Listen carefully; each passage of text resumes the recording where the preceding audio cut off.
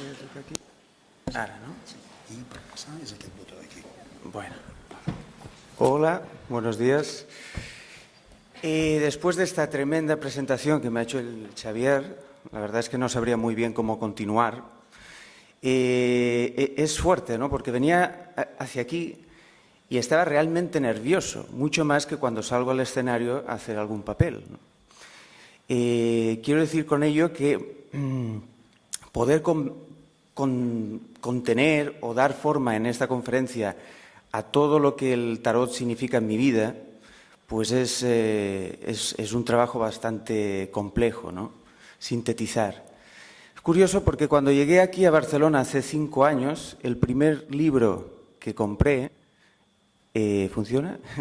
Fue este libro que tenéis aquí y que tenéis ahí fuera, es Jung y el tarot. El primer libro. No sé si era uno de esos actos sincrónicos de los que habla Jung y que dan un cierto sentido a ese sinsentido que es la vida, pero que es significativa. Lo que pasa es que uno ha de encontrar el propio significado. Y sea como fuere, el caso es que llegué también a un lugar al que debo mucho, que es la librería Santo Domingo, donde el mítico ya Enrique Eskenazi daba sus cursos de tarot. Bien, no tuve el privilegio de contar con el maestro, pero sí con el que fue uno de sus discípulos, que es Josep Vila, y que, bueno, pues me enseñó todo lo que sabía, ¿no? Curioso también que el primer libro que fotocopié cuando era un niño sobre tarot era el libro de Eskenazi, El arte de adivinar, Tarot, el arte de adivinar. Bueno, de alguna manera yo uno una cosa con la otra, no sé si tendrá algún sentido, pero, en fin, la vida es como esa especie de red, ¿no? Donde algo que parece fortuito, pues al final tiene su sentido, ¿no? En esta conferencia que he presentado bajo el nombre de Psicotarot, quiero dar cuenta de un poco lo que es la visión personal que yo tengo del tarot y que condenso con el nombre de psicotarología. Para mí un lector de tarot, y aquí hago una corrección lingüística, más que un tarotista, debiera ser un tarólogo. ¿Qué quiero decir con ello? Quiero decir que la tarología para mí sería el estudio sistemático de los símbolos contenidos en el tarot. Logía significa conocimiento, estudio, y esto da una estructura a algo tan amplio como es el universo del símbolo. El tarot es muy amplio. La lectura de tarot, por tanto, y la interpretación de los símbolos contenidos en el tarot va a depender mucho del enfoque que le demos. Porque la interpretación puede ser muy amplia, ¿sí? Con lo cual un lector de tarot ha de ser consciente de qué ángulo está adoptando y cuál es el objetivo de esa interpretación, ¿sí? De esto hablaré un poco después sobre las aplicaciones prácticas de esta manera de entender el tarot, que ya digo, no es una fórmula para leer el futuro, sino que más bien es una herramienta para que la persona pueda encontrar sus propias respuestas. ¿Por qué uno el término tarot o los símbolos contenidos en el tarot con la psicología o la psique? Porque entiendo que el tarot puede ser una herramienta para que la persona que acude a un lector de tarot, a un tarólogo, pueda encontrar respuestas a grandes preguntas existenciales sobre el sentido de su vida, sobre por qué le pasa lo que le pasa, una respuesta a lo que le pasa, el tener que decidir, ¿no? Yo me acuerdo la primera vez que fui a una tarotista, que fue en Alcoy. Era una señora que tenía un ojo de cristal, las uñas largas y tenía, bueno, era una cosa, una película Pedro Almodóvar, ¿no? Pero bueno, yo fui allá porque, claro, estaba atravesando por un momento de la vida en que yo necesitaba una respuesta, ¿no? Entonces hay que ser consciente de que muchas de las personas que acuden a nuestra consulta lo que están buscando son respuestas. Y aquí uno ha de hacerse la gran pregunta de si nosotros tenemos sus respuestas o si realmente nosotros somos los medios para que esa persona encuentre sus propias respuestas, que creo que aquí está el tema. ¿sí? Porque al fin y al cabo la vida es una cuestión, diríamos, la vida depende de uno. Significado que le pueda dar uno a su vida depende de uno. Aquí está el libre albedrío, ¿no? Y me gustaría luego hablar un poco de libre albedrío y destino, ¿no? Pero al fin y al cabo es uno el que es responsable de su vida y el que le va a dar un sentido, ¿sí? Por tanto, buscar afuera en un tarotista o en otra persona seguridad para los propios interrogantes no deja de ser una salida un tanto fácil. Y la vida es compleja, no es fácil. Bueno, en este dibujo, que es un eclipse, me gusta mucho este dibujo porque para mí simboliza en lo que podríamos entender por símbolo. Y ahora hablaremos de esto. Símbolo tiene una naturaleza dual. Símbolo es aquello que manifiesta una cosa, significa aparentemente una cosa, pero al mismo tiempo significa otra cosa. Es decir, detrás del símbolo hay otra cosa. Por tanto, hay una cosa manifiesta o visible y hay otra cosa inmanifestada, invisible. El misterio, por decirlo así, ¿sí? O la verdad. Dicho de otra manera, hay una cierta relación entre lo que podría ser la mentira y la verdad. A menudo a través de una mentira podemos llegar a la verdad. Qué curioso. De cierta forma, nuestro arte, literatura, cine, etcétera, no es otra cosa que una forma de mostrar la verdad o mostrar los que serían los grandes temas de la existencia humana, que son eternos, por cierto, y se repiten a lo largo de todas las épocas y civilizaciones, muestra las grandes verdades existenciales del ser humano a través de la ficción. Y la ficción es mentira, pero es una mentira que parece verdad. Pues, de alguna manera este dibujo intenta expresar esto. La verdad no se puede mirar directamente, la verdad se vislumbra. Es como la imagen del sol. Si uno mira directamente al sol, pues al cabo de unos minutos se da cuenta que los ojos le pican y que no es malo mirar directamente al sol porque no puedes sostener la luz directamente. Entonces parece como que la luz, para poder, y aquí hay, lógicamente estoy hablando también de un símbolo, lo que significa la luz y lo que significa la oscuridad. Para poder mirar directamente a la luz necesitamos de algo que pueda velar la luz, ¿sí? Velar, ocultar, oscurecer la luz, porque no somos dioses para mirar la luz, para mirar la verdad con mayúsculas de nuestra vida, ¿no? Con lo cual esta verdad se nos presenta a través de símbolos, ¿sí?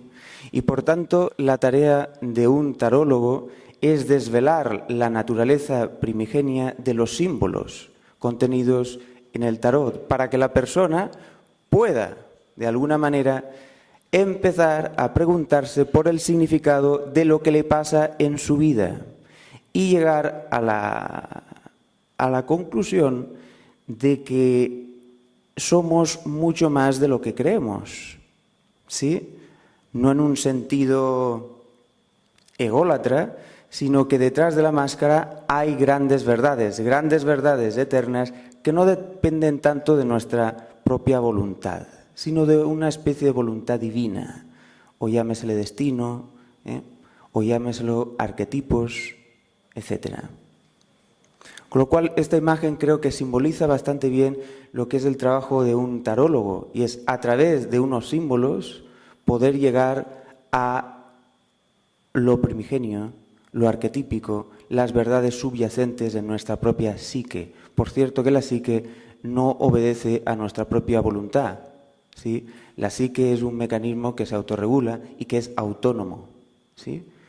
La vida psíquica, por tanto, no depende de si yo quiero tal cosa o quiero otra cosa, ¿sí? quería empezar esta charla con una cita de Enrique Skenazy, al que se homenajea en este congreso. Dice Enrique, en su libro El arte de adivinar, dice: el tarot es un artificio destinado a la oscuridad.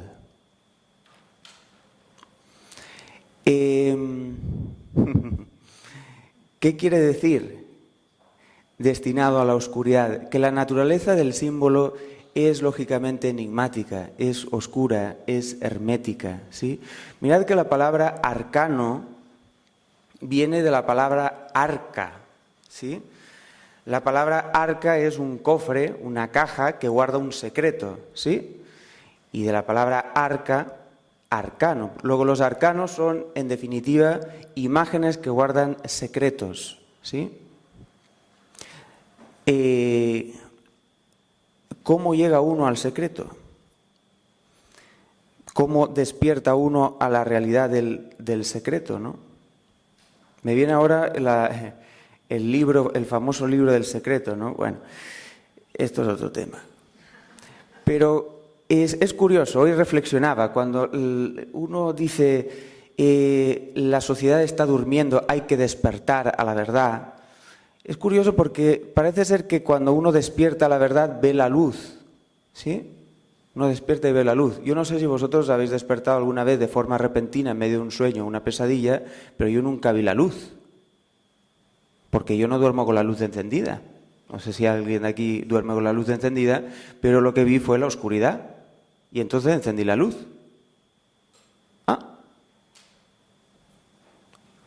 Luego aquí parece una contradicción. Uno despierta y no despierta a la luz. Entiéndase aquí la luz por la consciencia, sino a la oscuridad. Entiéndase aquí oscuridad por inconsciente, ¿sí?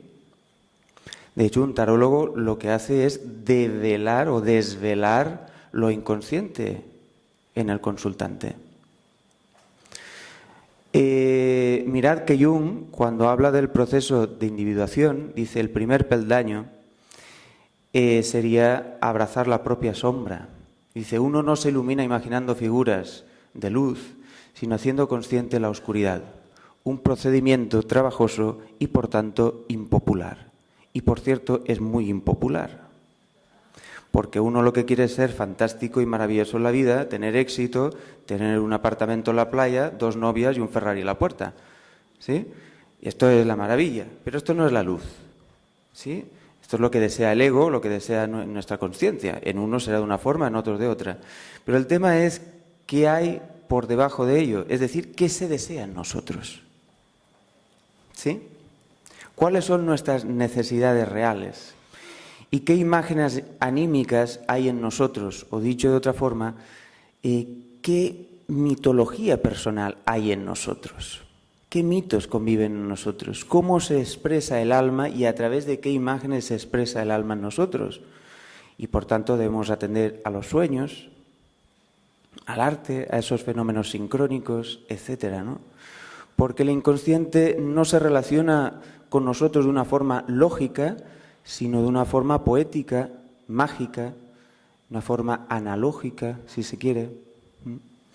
Quiero decir, el lector de tarot no tiene fórmulas fijas y lógicas en una interpretación de tarot. Es un camino en el cual pasa como cuando sales al escenario. No sabes muy bien qué va a pasar, pero sigues las pistas, ¿sí? Y entonces puedes llegar a ver todo el árbol de lo que esa lectura está significando, pero no hay una fórmula definida, no hay una píldora.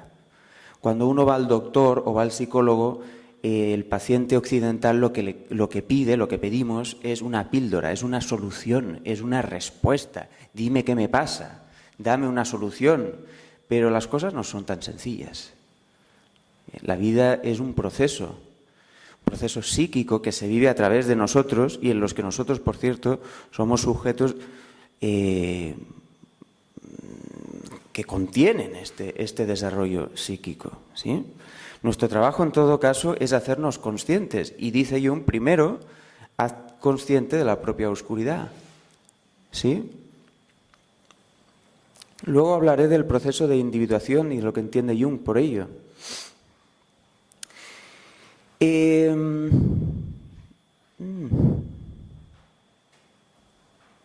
Bueno, esto lo voy a saltar.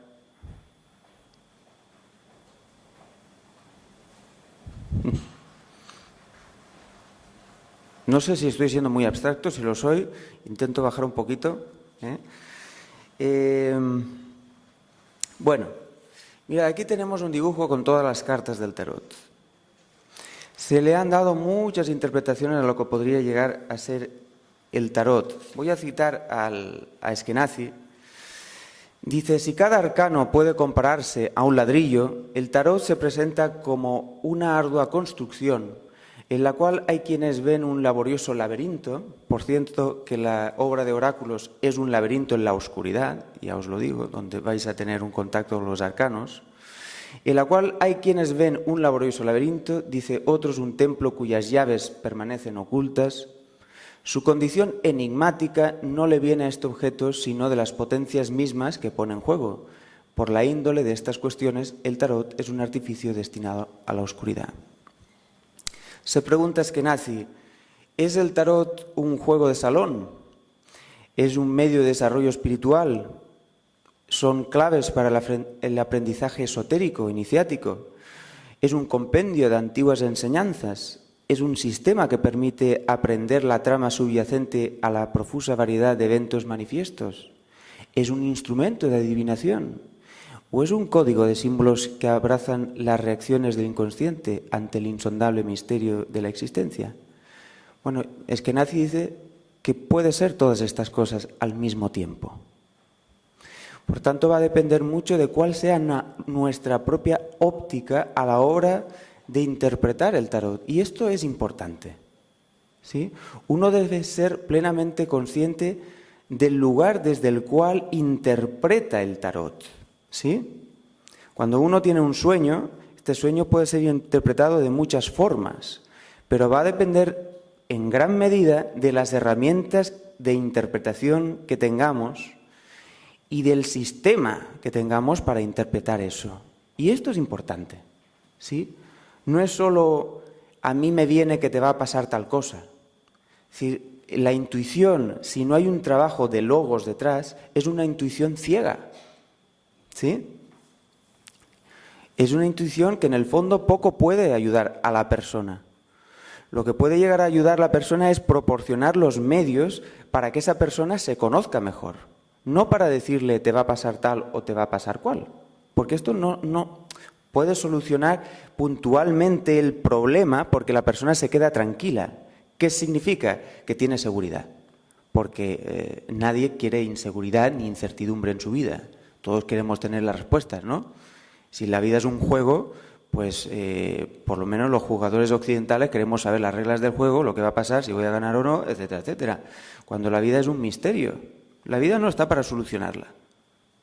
Pero nosotros queremos soluciones y además soluciones fáciles, ¿sí?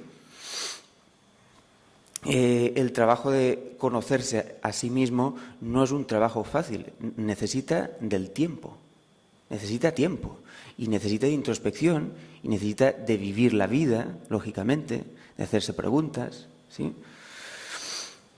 Dice Eskenazi, como cualquier estructura simbólica, mágica o poética, el tarot encierra un infinito haz de significaciones y reducirlo a un solo plano de referencia o a una terminología concreta y pretendidamente exhaustiva equivale a aniquilarlo en tanto que sistema de imágenes. El método más fructífero de acercarse al tarot puede consistir en la práctica del pensamiento analógico del fantaseo controlado. Fantaseo controlado. Lo que equivaldría a, de alguna manera, unir o hacer compatible la intuición con el logos, el conocimiento, un sistema, un método, una ventana a través de la cual yo puedo vislumbrar el significado de las cartas. No es solo la intuición, ¿sí? Hay un trabajo de pensamiento detrás, ¿sí? Jung tuvo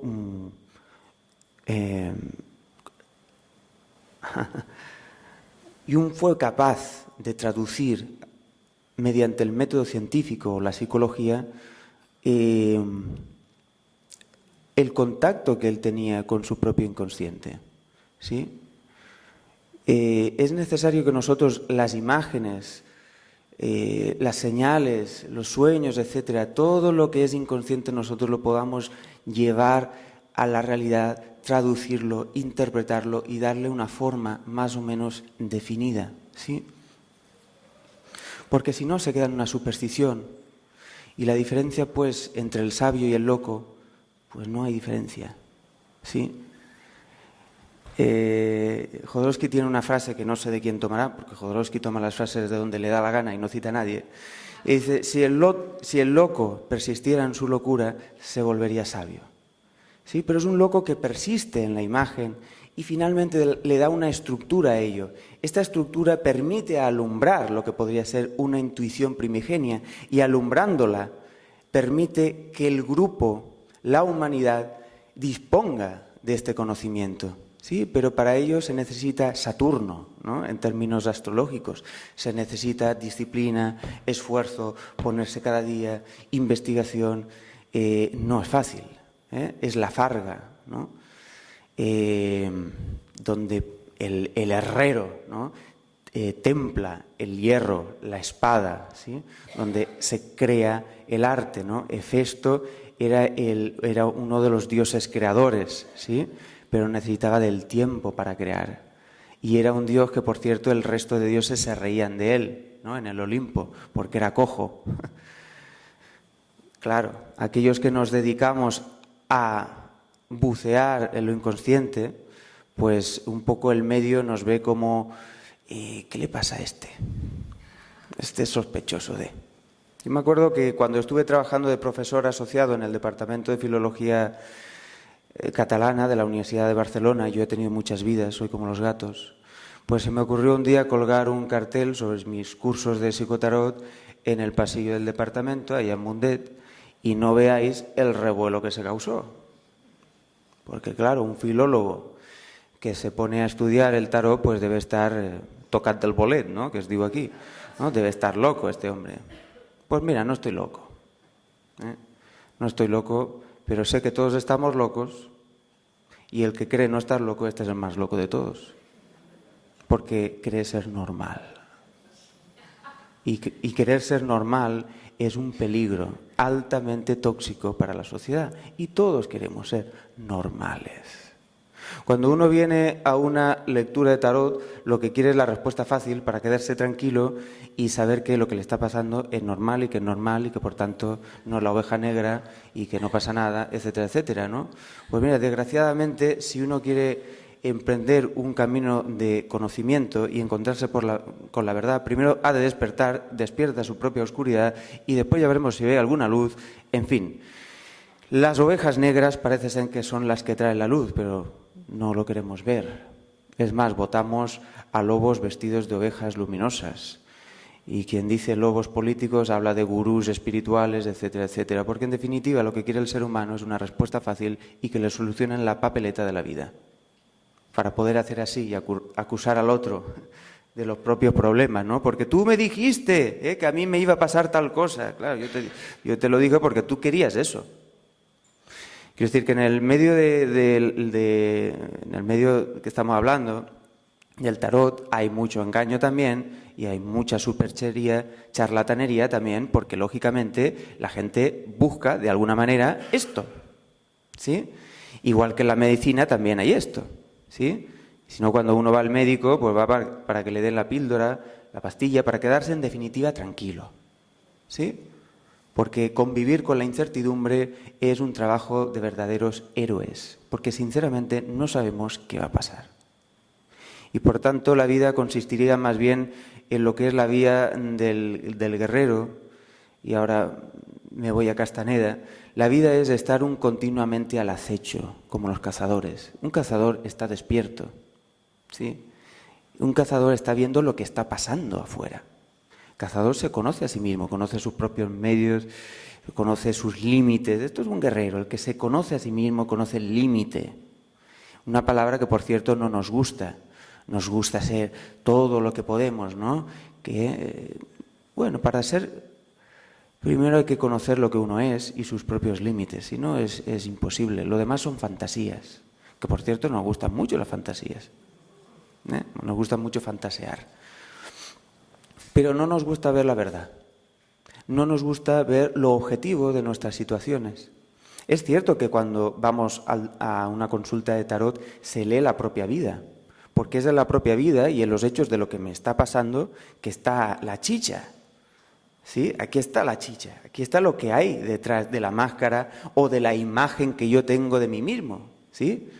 No, ¿qué es lo que hay realmente? La contradicción entre lo que haces, lo que piensas, lo que sientes, pero ¿qué es lo que hay de toda esta contradicción?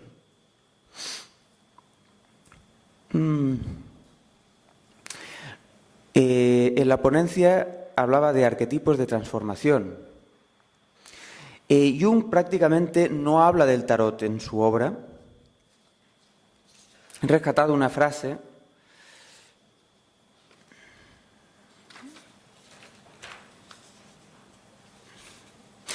dice: las imágenes del tarot son derivados de los arquetipos de transformación. No dice mucho más Jung del tarot, ¿sí?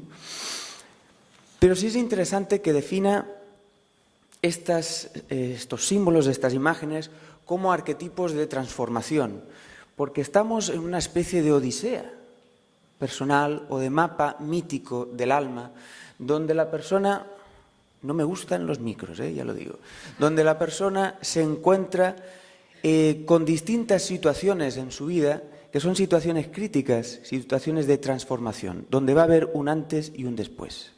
¿Sí? De hecho, cuando una persona acude a una consulta de tarot es porque se encuentra en un momento de su vida ciertamente complejo, donde le están pasando muchas cosas, por cierto, y son cosas que lo abruman. ¿Sí? Por tanto, en ese momento de crisis hay la oportunidad para que se pueda reconocer. Y este reconocimiento podría pasar por una ampliación de la conciencia, de integrar contenidos de lo inconsciente a su propia conciencia. Pero esto pasa por un proceso crítico, ¿sí? Cuando hablamos de la crisis, todos queremos salir de la crisis. Lo que no queremos ver es de lo que nos trae la crisis, porque la crisis en definitiva trae un regalo. En el viaje del tarot, una de las cartas más críticas sería el colgado, que marca el principio de una crisis profunda simbolizada por la muerte. Mirad que la muerte simboliza la verdadera transformación, ¿sí? Y el colgado está en la misma columna que el Papa o el Sol. Eskenazi relacionaba la quinta columna y el número 5 con el ser humano, y el ser humano, si tiene algo que lo diferencia del animal, es la conciencia. El ser humano es consciente de sí mismo. El colgado pasa por una ampliación de la conciencia, pero que pasa por un momento de crisis, ¿sí? Mirad que se invierten los polos. La cabeza pasa a estar en el suelo y las raíces están en el cielo, ¿sí?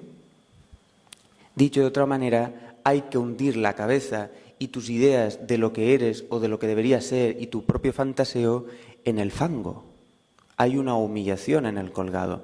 El castigo a los traidores era la humillación, ¿sí? El castigo cuando uno va en contra de sí mismo es el estar colgado, ¿sí? ¿Qué significa ir en contra de uno mismo? No atender a lo que le pasa a uno, ¿sí? Los pies serían aquí la imagen de lo inconsciente, lo que te tiene atado. Tú no puedes liberarte de tu inconsciente. Tu inconsciente está en ti. Tú formas parte, el yo forma parte de lo inconsciente, pero no es lo inconsciente. La conciencia es solo una pequeña parte de la psique, ¿sí? La parte iluminada, ¿no? Como el planeta Tierra, ¿no? El planeta Tierra tiene 3/4 partes que son agua. El inconsciente está relacionado con el agua. La conciencia sería como la Tierra. Yo quiero pisar, yo quiero saber dónde estoy, yo no quiero estar en el agua, ¿no? El agua es peligrosa, no sé qué hay en el agua, no sé qué peces hay en el agua. Bueno, el agua, y del agua es de donde viene la vida, por cierto.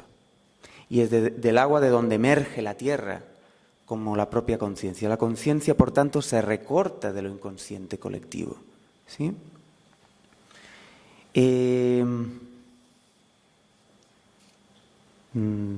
Me estoy dispersando un poco.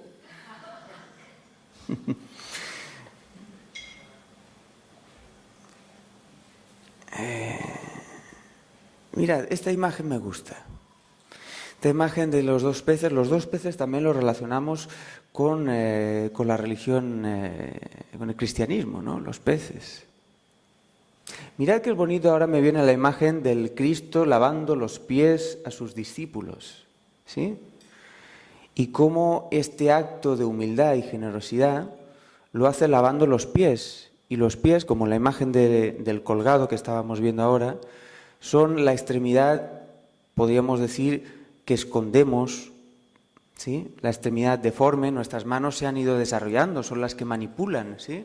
Nuestras manos serían como los órganos del yo. Al yo le gusta trabajar con la realidad, crear sus cosas, ¿no? Salirse con la suya, la voluntad, ¿eh? Pero los pies son los que nos conducen, y los pies están en contacto con la tierra, ¿sí? Con la materia, con la matriz. Y la tierra tiene una cualidad, y es que la tierra es opaca. La tierra es en sí misma oscura, no deja atravesar la luz, ¿sí? Por tanto, el trabajo de conocerse a uno mismo pasa también por poder atender a esa función inferior, en términos junguianos, el encuentro con la sombra, ¿no? Los pies. El proceso de individuación, esta frase que he colocado aquí, es de Jung, dice: el individuo llega a ser lo que siempre fue en el curso natural de una vida.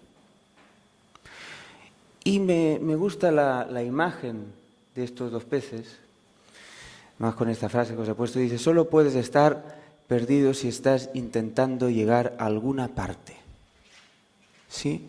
El estar intentando llegar a alguna parte es como la carta del carro, ¿no? La carta del carro, que es la fuerza de la voluntad, es la emergencia de un yo consciente, de un vehículo, de una personalidad, porque el carro es el arquetipo de la personalidad o la persona, que por cierto es la adaptación de lo interno que hay en mí a lo social, por tanto es la máscara, ¿sí?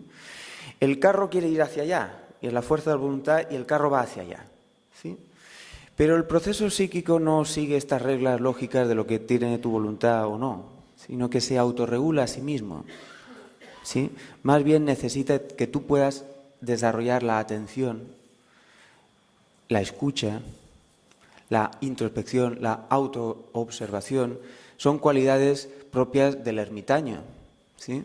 El ermitaño tiene que ver con la escucha interna, ¿sí? Con esa luz que emerge de él, que cubre y vela con la propia capa, vela con la capa. La psique es un proceso en movimiento. La psique no está estanca. Cuando uno dice, yo me conozco, yo soy así, esto no es verdad.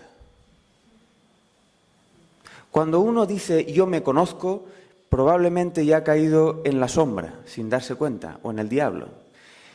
Es un ego que se ha hinchado.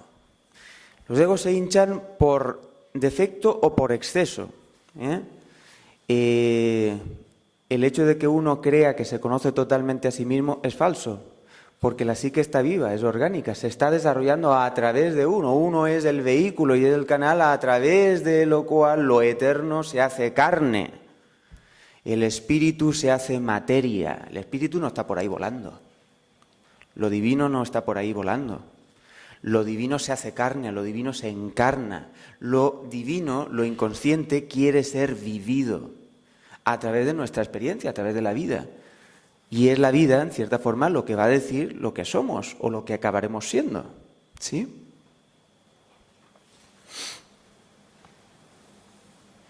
Y esto nos conecta con las energías del cosmos, con el propio mundo, ¿sí? Mirad que en el tarot inicia el viaje el loco. El loco es el que no se conoce a sí mismo, ¿sí? Todo lo que no sabe de él mismo lo lleva atrás, en esa especie de hatillo, ¿sí? Donde lleva los trapos sucios, ¿sí? Uno se cree que es fantástico, pero ahí hay otras cosas, ¿Sí? Uno es lo que es, ni es fantástico ni es malo, simplemente somos lo que somos, ya está. Lo demás son juicios. ¿Sí? Y cuando uno se pone a hacer juicios, por ejemplo la carta del Papa, lo que podría ser la sombra del Papa, que es el que nos dice lo que está bien y lo que está mal, ¿sí? El Papa puede simbolizar perfectamente al tarotista, cuando uno va al tarotista para que le diga lo que tiene que hacer, ¿sí? O cuando uno va a la autoridad religiosa para que le diga lo que tiene que hacer y si lo que está haciendo está bien o está mal. La otra cara del Papa es del ermitaño, cuando emerge el maestro interior. Uno ya sabe lo que está bien para él mismo, porque se conoce, ha empezado a conocerse. Aquí es donde emerge el viejo sabio, ¿sí? El viejo sabio, o el Sénex, que por cierto para Jung es el arquetipo que trae significado, ¿sí? El loco no se conoce, el loco simplemente está para vivir la vida, como la canción, vive el... pues... mientras que el ermitaño está para darle un sentido a lo que le pasa. Si hay mucha experiencia, pero no hay una reflexión sobre lo que es la propia vida, pues esta no se ha destilado, ¿sí? Y al mismo tiempo, si hay un exceso de reflexión, etcétera, que podría ser el aspecto más oscuro del ermitaño, tampoco hay vida, ¿sí? Es lo contrario a la vida. El principio de Eros es el loco, ¿sí?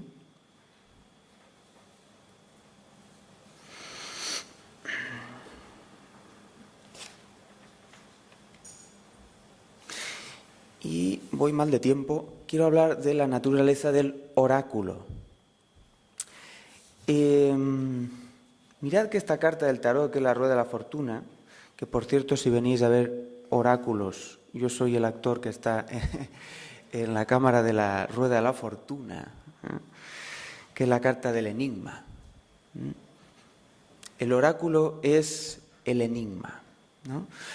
Hay una necesidad histórica por parte del ser humano de conocer, ¿sí? Esto es algo que diferencia a Jung de Freud, por ejemplo. El ser humano necesita darle significado a su vida. Por tanto, el tema del significado es importante, el tema de dar un sentido a la vida. ¿Qué pasa hoy en día y por qué esta crisis de valores que tenemos, crisis económica, cultural, etcétera? Yo creo que el verdadero tema es que el ser humano no se da cuenta del significado y el valor de su vida. Porque, la historia en Occidente nos ha llevado en ese ir hacia afuera, a conseguir afuera, pero no darte cuenta de lo que hay adentro y de lo que necesitas adentro. ¿De qué sentido tienen tus acciones? ¿Sí? ¿De dónde proveen tus acciones? ¿Sí? Cuando Alicia en el País de las Maravillas se encuentra con la oruga, en este cuento, la oruga lo que le pregunta es: ¿y tú quién eres? Y es muy bonito, mirad que aquí Lewis Carroll nos pone a un personaje que es una oruga. La que hace la pregunta a Alicia de ¿y tú quién eres? Es un bicho que va a transformarse en otra cosa completamente distinta, que es una mariposa. ¡Ostras!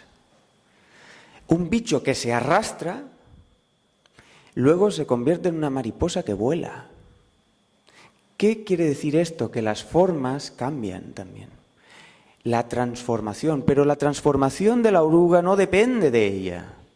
El destino de la oruga es transformarse en una mariposa. La oruga no tiene que hacer nada, así como el árbol no tiene que hacer nada para crecer. A menudo lo que pasa en nosotros es que nuestro libre albedrío entorpece lo que ya se está haciendo en nosotros. No coopera con el proceso psíquico. Queremos salirnos con la nuestra, no queremos escuchar lo que hay que escuchar. A menudo, en una lectura de tarot, lo que hay que hacer, con bastante tacto, por cierto, es poder hacerle llegar a la persona precisamente lo que no quiere escuchar. Oh. ¿Y qué pasa cuando le haces llegar a la persona lo que no quiere escuchar? Porque seguramente sale corriendo, o no vuelve, o no te paga, o yo qué sé. ¿Sí? Porque los occidentales lo que queremos es un gurú que diga lo hermosos y lo bonitos que somos, etcétera, que nos dé una receta psicomágica y bueno, y salir haciendo palmas y la vida es bonita. La vida es maravillosa, eso no lo pongo en duda. Pero no hay soluciones fáciles a los grandes enigmas ni a las complejidades insondables del ser humano, porque no las hay. Y porque además ha de ser uno mismo el que le dé respuesta a esos interrogantes. Por tanto, el tarotista ha de proporcionar los medios para que la persona se pueda conocer, si es que quiere. Por cierto, porque eso también debemos respetarlo. ¿Hasta dónde llega la persona? ¿Hasta dónde puede? No siempre es la voluntad, ¿hasta dónde puede?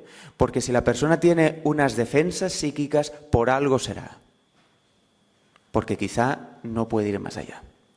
Jung también advierte de remover demasiado el inconsciente.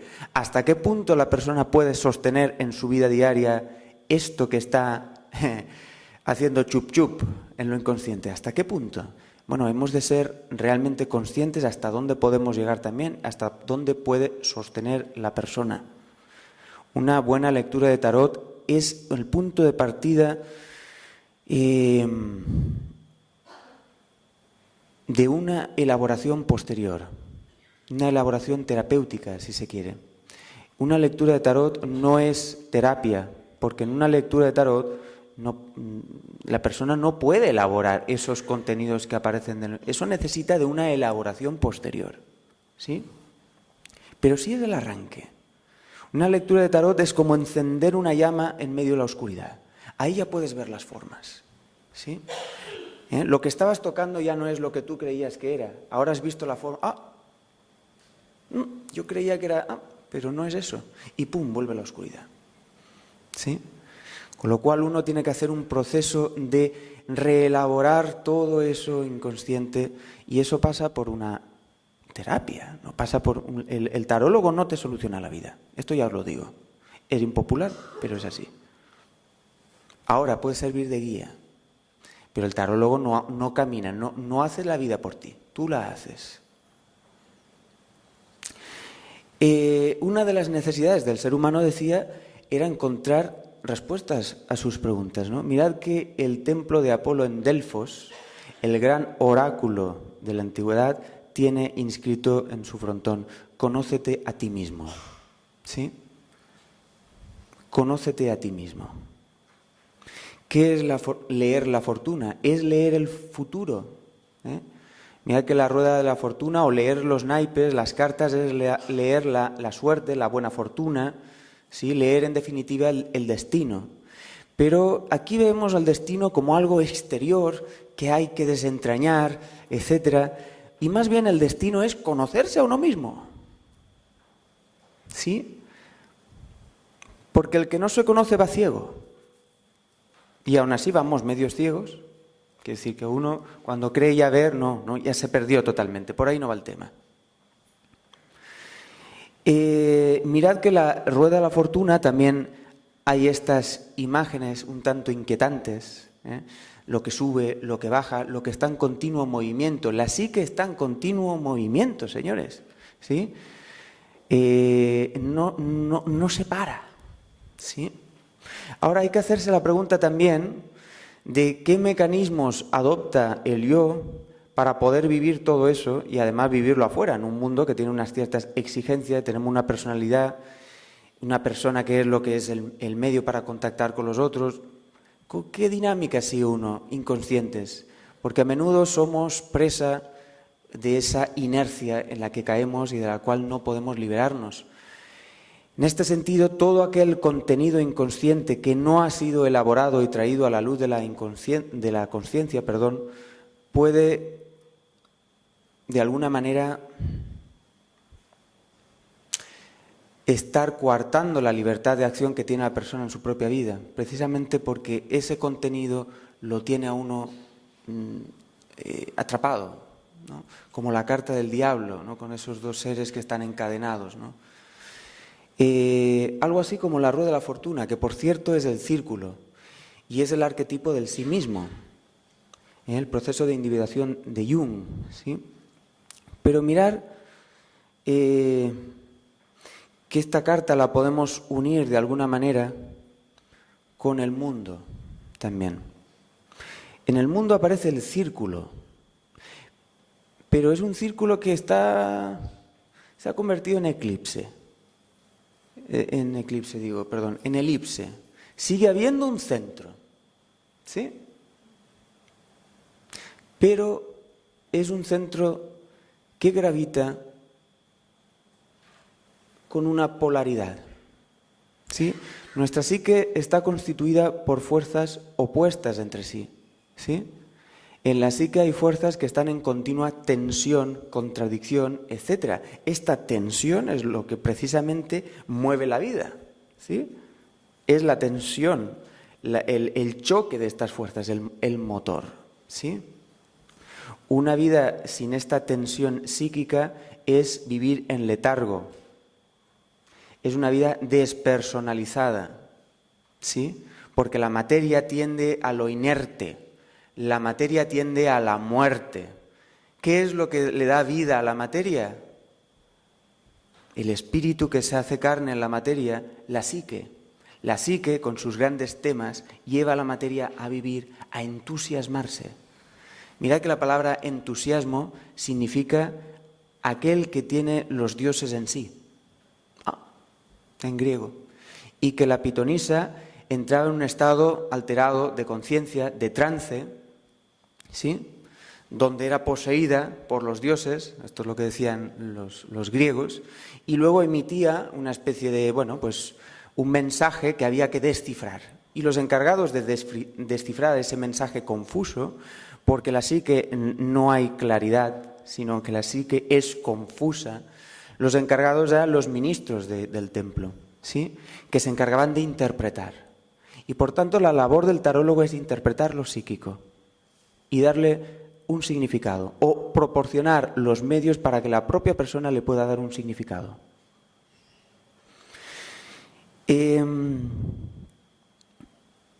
Algunas reflexiones me parecen muy interesantes. En los últimos tiempos de Eskenazi investigó mucho a este autor, a Giegerich, y Giegerich dice del proceso de individuación de Jung. La noción de Jung de individuación tiene una dirección vertical, como el colgado, ¿veis? Por tanto, lo que pasa en nuestra vida, ¿sí? En una dimensión horizontal, nuestras situaciones, lo que vivimos, etcétera, etcétera, que habla de lo que somos, hay que llevarlo a una dimensión vertical. Y esto es, entre otras cosas, el símbolo de la cruz, cómo el espíritu desciende a la materia, ¿sí? Y por cierto, la cruz es el símbolo también, nos guste o no, del dolor. En la existencia humana también hay dolor. No es solo amor, no, hay dolor también. Hay sufrimiento, pero no es un sufrimiento masoquista, ¿sí? El dolor, en cierta forma, el no saber qué te va a pasar, ya es una experiencia de dolor, la incertidumbre, porque no sabes y quieres saber, ¿sí? Y te equivocas, y te caes, y te tienes que volver a levantar, y el error, y que nadie se equivoque, el error es la posibilidad de aprender. Cuando uno va a una lectura de tarot es porque no quiere equivocarse, pues te vas a equivocar. Si necesitas desarrollar lo que hay en ti, te vas a equivocar una y mil veces, porque el que no quiere equivocarse, este no conoce nada. Es como los niños. Yo he estado de profesor también en colegios y el tema del error, ¿no? El error es necesario en el proceso de aprendizaje, porque aprendemos. ¿Y qué es lo que aprendemos? Lo que somos, lo que ya está en nosotros, ¿sí?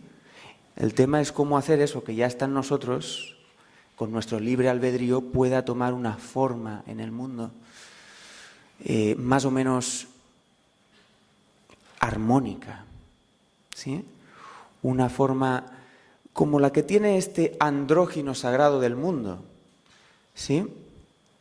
Está en movimiento este personaje, ¿sí? Ya no es como el colgado que estaba inactivo, pero que adentro le estaban pasando muchas cosas, ¿sí?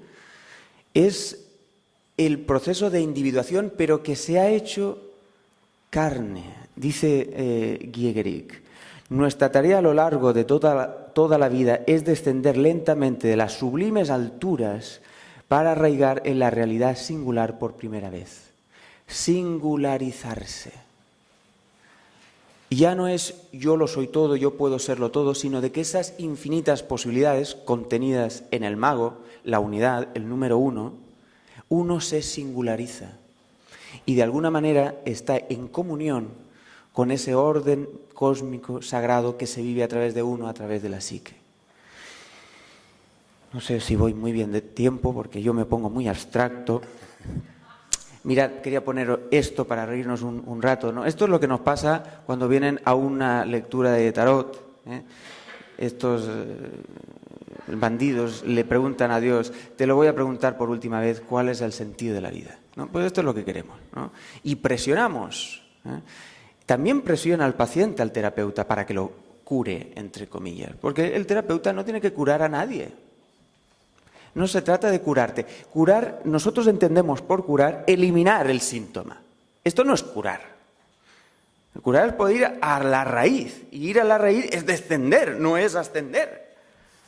Claro, cuando decimos, yo es que claro, tengo un nivel de conciencia muy espiritual, la imagen en Occidente es que se va hacia arriba, al reino de los cielos. No es al reino de los cielos, que el espíritu desciende aquí. Es la huida de eso lo que provoca, entre otras cosas, el gran sufrimiento en el que estamos. ¿Sí? Preferimos ser una idea de, más que vivir la verdad que hay en nosotros. Porque ahí hay un dolor. Y es que hay una parte que el libre albedrío se acomoda a lo que no elige. Uno es elegido. Como la papisa que te muestra con el libro lo que está escrito. ¿Qué hay escrito? No es que ponga, tú vas a ser, qué sé yo, fontanero. No es este el tema. Pero hay unas dinámicas y unas tensiones psíquicas que están en ti. Que luego eso se va a transformar en lo que se va a transformar. Se va a concretar, se va a singularizar y le va a dar sentido a tu vida, por cierto. Porque la vida no tiene sentido. El sentido lo da uno. Y esa es su responsabilidad. Esto es el libre albedrío.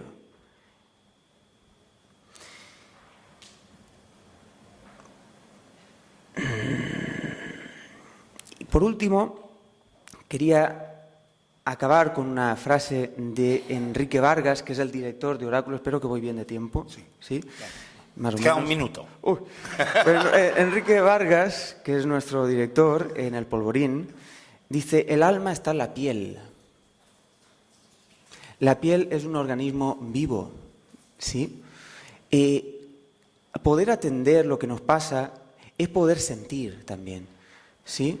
No es huir a las regiones del intelecto para ver qué me pasa o me... No. Cuidado porque aquí también hay una trampa.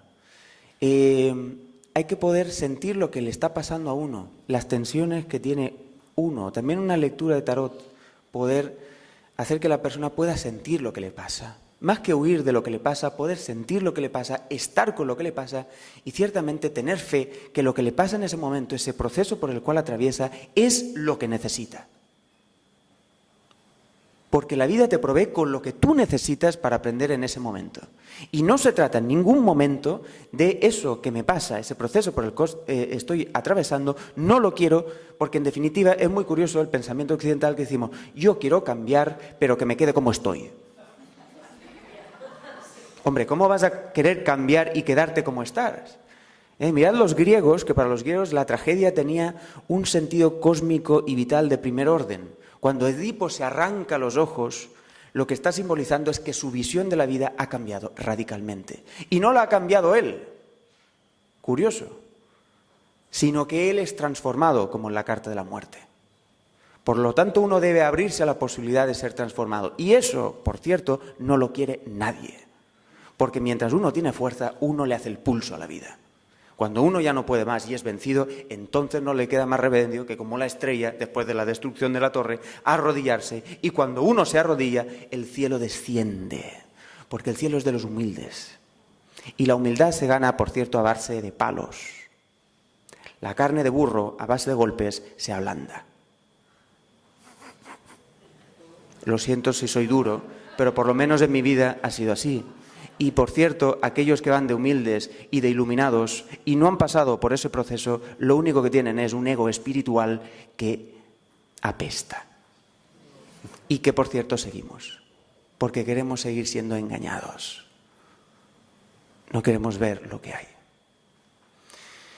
Y bueno, si alguien está interesado en este tipo de visión sobre el tarot, aquí os dejo mi página web, algunos de los talleres que estoy dando, unos talleres teóricos de práctica de lectura de tarot en este sentido, y también algo que me interesa mucho investigar, y es la vertiente teatral y experiencial de los arquetipos del tarot a través del teatro. Cómo a través de un trabajo artístico, porque ciertamente de esto quería hablar, pero ya sería otra conferencia. En el arte, el tarot puede ser un tremendo vehículo artístico incorporado al arte, sea la interpretación, el teatro, la escritura, los dibujos, porque el artista, sin darse cuenta, lo que hace es manifestar lo arquetípico a través de unos símbolos, a través de un arte. Por cierto que el arte, el lenguaje, la religión, etcétera, son sistemas poéticos, simbólicos. El ser humano es un ser simbólico. Cuidado con la ciencia, porque la ciencia lo que quiere es reducir la complejidad de la realidad a una formulita, y con esta formulita te quedas tranquilo. Esta es la parte oscura de la ciencia. Cuidado. Y entonces reduce la tremenda complejidad y riqueza del universo en fórmulas. Esto es materia de otra ponencia. En fin, muchas gracias a todos por vuestra atención y gracias también a los organizadores por haber contado conmigo. Muchas gracias.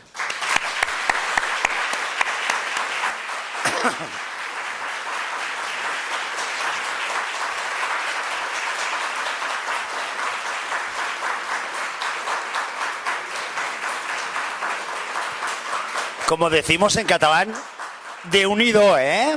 Ha pegado caña diestro y siniestro. Yo mientras lo escuchaba, en alguno de los momentos pensaba, estaría bien que cualquier consultante al tarot antes le pegaran un varapalo y lo situaran un poco como nos han hecho hoy aquí. Muchísimas gracias. Yo no sé si hay alguna pregunta, algún comentario. Por aquí dicen genial, bien. Esto luego refléjenlo en el cuestionario de evaluación, por favor. Molt bé. Pues, siguiendo el horario, nos queda un minuto para la hora del descanso, por tanto, os voy a comentar dos cosas. En primer lugar, tenéis en la carpeta una hoja que pone qué me ha aportado a mí el tarot. Sí, que os hemos dicho antes que os explicaríamos. Pues muy bien. Algo que queríamos es que este congreso no fuera solo de arriba a abajo, que nosotros fuéramos hablando, vosotros escuchando, sino que hubiera algún tipo de interacción, ¿sí? Porque igual, como decía, igual estás arriba que abajo, que a un lado que al otro. Bueno, y porque, como hemos dicho al principio, este va a ser un espacio de intercambio y de relación. Por tanto, os pedimos que durante esta mañana, este mediodía, paréis un momento a pensar qué me ha aportado a mí el tarot, ¿vale? Cogéis este papelito naranja, lo escribáis, por favor, si lo escribís es para que el resto lo podamos leer, por favor, buena letra, que luego no hay quien lo entienda, ya vuelve a ser un símbolo. Y una vez lo hayáis escrito, lo memorizáis, y si os fijáis, allá detrás hay 3 trozos de color naranja vacíos, cogéis un trocito de celo y lo pegáis, donde queráis. Así, el resto también podremos cotillear que les ha aportado a los otros el tarot. Si queréis lo firmáis, si no, no. Podéis poner una frase, un dibujo, lo que os quepa en el papel, ¿de acuerdo? Y por tanto, durante el día tenéis hasta las 6 de la tarde para irlo poniendo, O sea, que no es una cuestión de prisa, sino de pensarlo bien. Y aquello que vosotros queráis comunicar. Por tanto, en esto consiste la dinámica. Dicho esto, son las 12 en punto, hacemos el descanso, a las 12:30 en punto volveremos con la ponencia Un paseo por los arcanos menores y sin más, ahora sí, lo que haremos es darle el certificado como ponente a Orlán Bardú y una flor que ahora ya nos ha llegado.